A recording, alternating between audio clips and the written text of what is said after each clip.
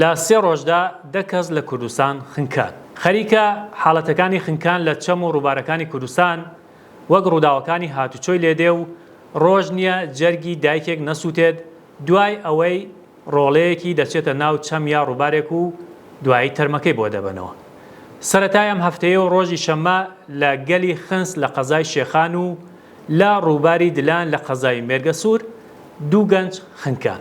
دوێنێ یەکشەممە لە قەزای خەبات و لە سێرانگای ژاڵە ناوی دەربەندی خان 2 کەسی تر خنکان. بەرەبەیانی ئەم ڕۆژوو 4 گەنج بۆ نانی بەیانی دەستنە سەر ڕووباری خازر لە قەزای بەردەڕەش.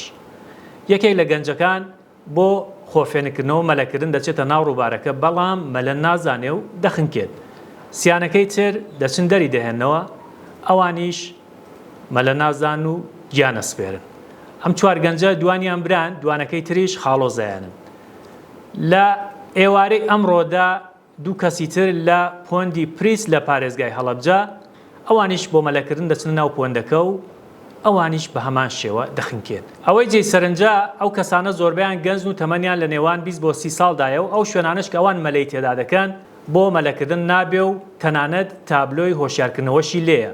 لە هەندێک شوێنی وەک سۆرانیش تیمەکانی بەرگری شارستانی بەردەوام بە بڵندگۆ و مکەبرە دەگەڕێن و داوا لە خەڵکەکەن لە ڕووبار و ئاوەکان نزیک نەبنەوە.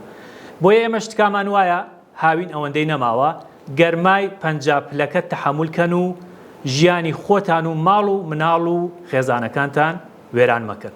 سەلامەت بن.